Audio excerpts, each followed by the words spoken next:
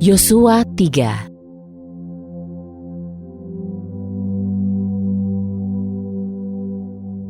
Yosua bangun pagi-pagi.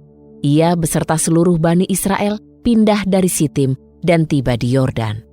Mereka tinggal di sana sebelum menyeberang. Setelah 3 hari berlalu, para perwira berjalan mengelilingi seluruh perkemahan itu. Dan mereka memerintahkan bangsa itu dengan berkata, "Apabila kamu melihat tabut perjanjian Yahwe Elohimmu dan para imam orang-orang Lewi yang mengangkutnya, maka haruslah kamu pindah dari tempatmu dan berjalan mengikutinya. Hanya jagalah jarak antara kamu dan tabut itu, kira-kira 2000 hasta jauhnya. Jangan sampai mendekatinya, supaya kamu dapat mengetahui jalan yang akan kamu lalui, karena kamu tidak pernah melewati jalan itu sebelumnya." Lalu Yosua berkata kepada bangsa itu, "Kuduskanlah dirimu, karena besok Yahwe akan melakukan perbuatan-perbuatan ajaib di antara kamu." Juga kepada para imam, Yosua berkata, "Angkatlah tabut perjanjian itu dan menyeberanglah di depan umat." Maka mereka mengangkat tabut perjanjian dan berjalan di depan umat itu. Yahwe berfirman kepada Yosua, "Hari ini aku akan mulai membuat engkau terpandang di mata seluruh orang Israel, sehingga mereka akan mengetahui bahwa sama seperti dahulu aku menyertai Musa, demikianlah sekarang aku menyertaimu. Engkau harus memerintahkan para imam yang mengangkut tabut perjanjian itu dengan berkata, ketika kamu sampai ke tepi air Yordan, kamu harus tetap berdiri di sungai Yordan itu." Lalu Yosua berkata kepada Bani Israel, "Datanglah mendekat ke sini dan dengarkanlah firman Yahwe Elohimmu."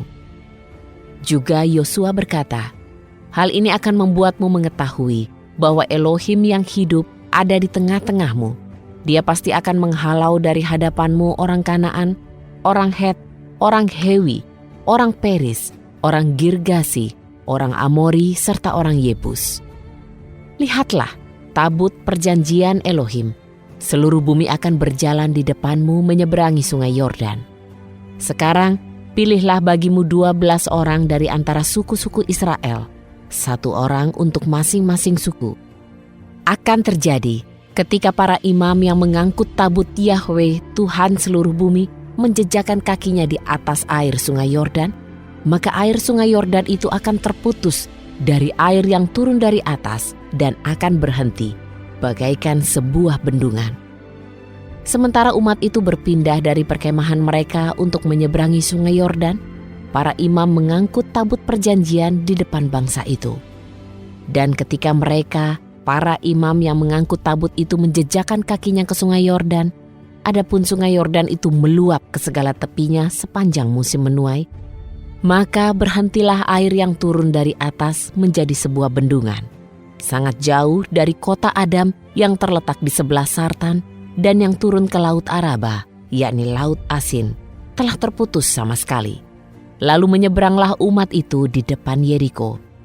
Para imam yang mengangkut tabut perjanjian Yahwe itu tetap berdiri di atas tanah yang kering, di tengah-tengah sungai Yordan. Dan seluruh Bani Israel menyeberang di atas tanah yang kering hingga seluruh bangsa itu selesai menyeberangi sungai Yordan.